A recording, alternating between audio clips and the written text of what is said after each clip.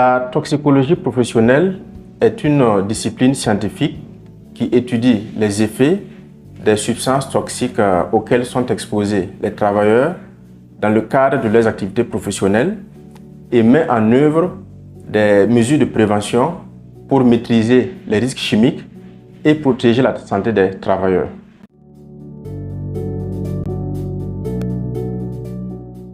La toxicologie professionnelle est importante au travail du fait de son apport en matière de prévention.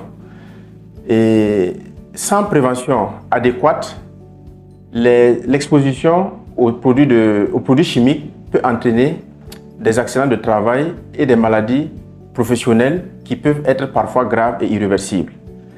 Et en 2023, l'Organisation internationale du travail, l'OIT, estimait à 1 milliard le nombre de travailleurs exposés aux produits chimiques dangereux à travers le monde. Et chaque année, environ 1 million de travailleurs perdent la vie à cause des produits chimiques qui sont en fait dans leur lieu de travail. La toxicologie professionnelle permet donc de préserver la santé des travailleurs à travers l'évaluation des risques chimiques et permet de réduire les accidents de travail et les maladies professionnelles, de réduire les coûts liés aux soins médicaux et aux arrêts de travail et de permettre l'amélioration de la productivité des entreprises.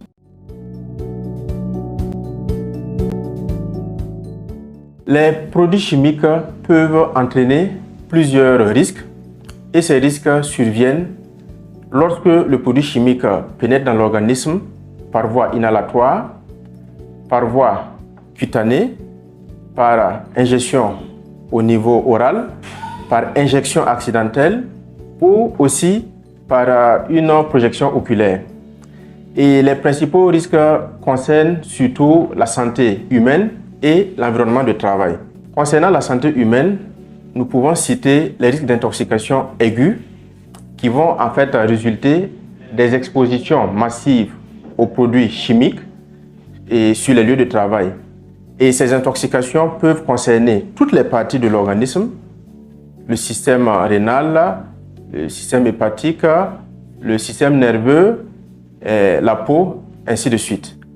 Et par exemple, lorsque un travailleur est exposé à une forte concentration de chlore dans son environnement, il peut développer une détresse respiratoire.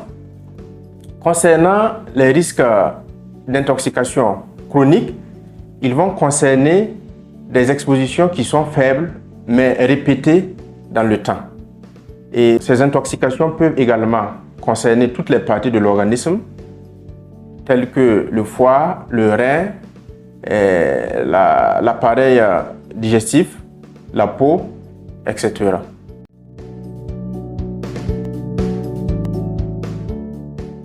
La survenue des effets nocifs liés à l'exposition aux produits chimiques dépend de plusieurs facteurs. D'abord, il y a ce qu'on appelle les propriétés physico-chimiques du produit chimique concerné. Il y a la dose qui va réellement atteindre l'organisme. Il y a la voie par laquelle cette dose a pu atteindre l'organisme. Et également la durée et la fréquence d'exposition du produit chimique en fait vis-à-vis du travailleur. Et on distingue deux types d'effets. Nous avons ce qu'on appelle les effets aigus et les effets retardés. Les effets aigus apparaissent dans les 24 heures qui suivent l'exposition à un produit chimique.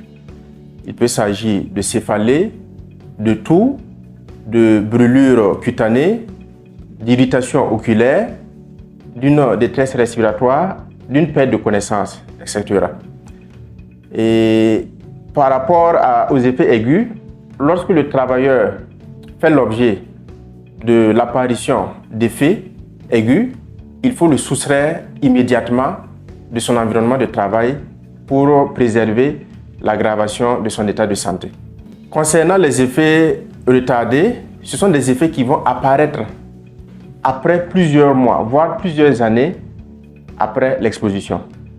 Et au nombre de ces effets, il peut s'agir d'une insuffisance rénale, d'une cytolyse hépatique, d'une encéphalopathie, d'une infertilité, d'une malformation fœtale et d'un cancer, etc. Par exemple, le benzène, qui est un hydrocarbure, est reconnu pour entraîner l'apparition de leucémie après plusieurs années d'exposition. Le plomb, qui est un produit qui est largement utilisé dans plusieurs secteurs, peut également entraîner, après plusieurs années d'accumulation, une affection qu'on appelle le saturnisme. Et une autre substance ou un autre produit est la silice cristalline, qui peut également, au niveau des domaines où on manipule le sable, le béton, qui peut entraîner une accumulation dans l'arbre respiratoire et provoquer une affection qu'on appelle la silicose.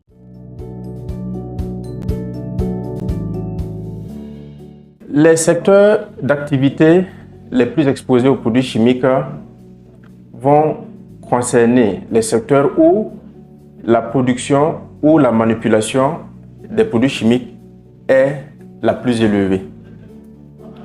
Et on peut citer entre autres les industries chimiques qui produisent divers types de substances qui sont utilisées dans plusieurs secteurs d'activité, tels que les solvants, tels que les pesticides, etc. On peut citer le secteur de l'industrie pétrochimique avec l'exposition aux vapeurs des hydrocarbures qui constituent un réel danger pour les travailleurs. On peut citer le secteur du bâtiment et des travaux publics où les travailleurs peuvent être exposés à la silice ou aux différents produits de combustion issus des engins qui sont utilisés sur les chantiers. On peut également citer le secteur des mines et des carrières où la présence de silice, également la présence des produits qui sont utilisés pour l'extraction des minerais constitue un danger. Un autre secteur est celui de l'industrie de la métallurgie et des soudures avec la production des fumées de soudure qui sont réellement dangereuses pour les travailleurs. On peut également citer le secteur de l'imprimerie qui constitue également un domaine où l'émission des composés volatiles peut réellement constituer un danger pour les travailleurs. Également le service des nettoyages. Donc les produits nettoyants qui sont utilisés dans ces différents services de nettoyage-là constituent des dangers. Et également, comme secteur d'activité exposé, nous pouvons citer les laboratoires dans le domaine de la santé.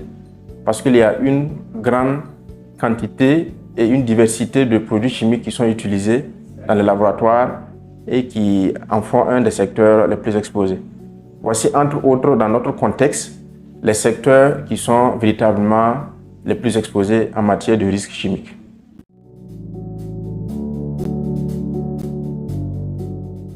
La prévention des risques chimiques repose sur plusieurs actions complémentaires.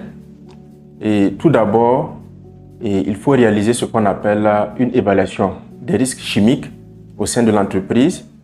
Et dans cette évaluation, un inventaire de tous les produits chimiques qui sont stockés ou qui sont utilisés au sein de l'entreprise doit être fait. Et on tient compte de la fréquence d'utilisation des produits chimiques, de leur durée d'utilisation, des EPI, les équipements de protection individuelle qui sont fournis aux travailleurs et également des postes de travail qui sont concernés. Et après, il y a des méthodes qui permettent d'aboutir à une hiérarchisation des risques et à l'élaboration d'un plan de prévention.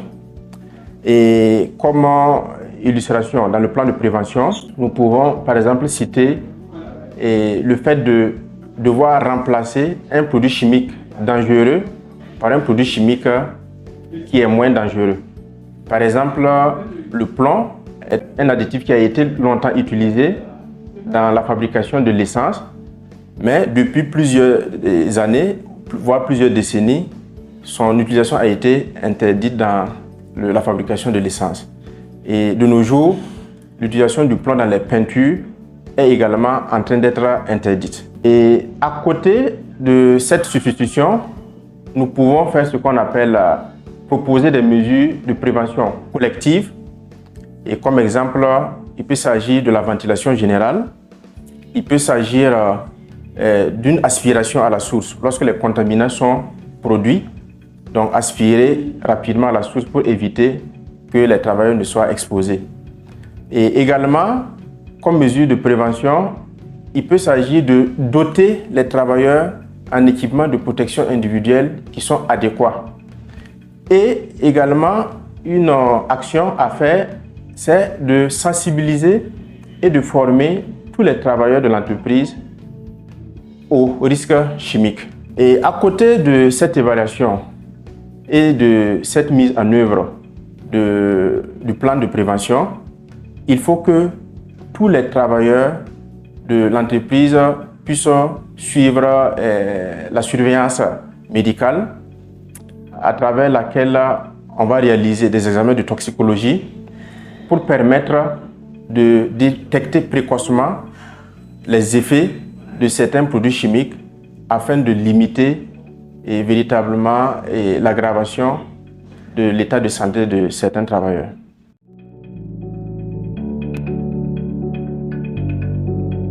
Dans la pratique de la toxicologie en milieu de travail, nous sommes appelés à collaborer avec plusieurs acteurs et principalement dans le domaine de la SST, nous collaborons quotidiennement avec les médecins du travail, avec les infirmiers en santé et sécurité au travail, avec les hygiénistes du travail, avec les ergonomes, avec les responsables HSE dans les entreprises.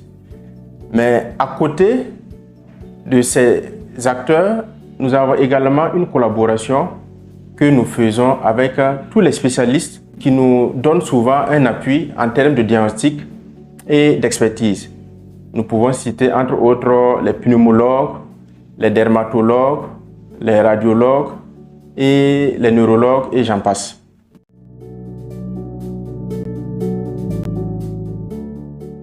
Le message que nous adressons est que la prévention des risques chimiques est une responsabilité partagée entre les employeurs, les travailleurs et les professionnels de la santé au travail. Sans une prévention adéquate, les accidents de travail et les maladies professionnelles seront toujours présents dans les entreprises.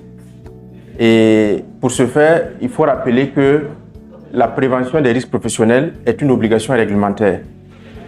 Nous recommandons donc aux employeurs de mettre en œuvre une démarche visant à évaluer régulièrement les risques chimiques dans leurs entreprises pour préserver la santé de leurs travailleurs.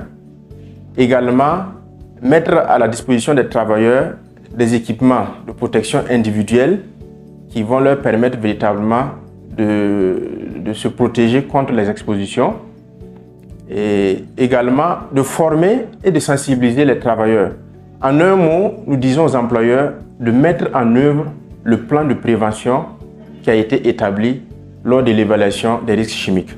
Aux travailleurs, nous leur recommandons de respecter scrupuleusement les consignes qui sont données en matière de santé et de sécurité au travail, de bien adopter le port des EPI, les équipements de protection individuelle, de participer activement aux différentes visites médicales. Et l'OSC reste disponible auprès des employeurs pour les accompagner dans l'évaluation et la maîtrise des risques chimiques afin de promouvoir des lieux de travail sûrs et sains.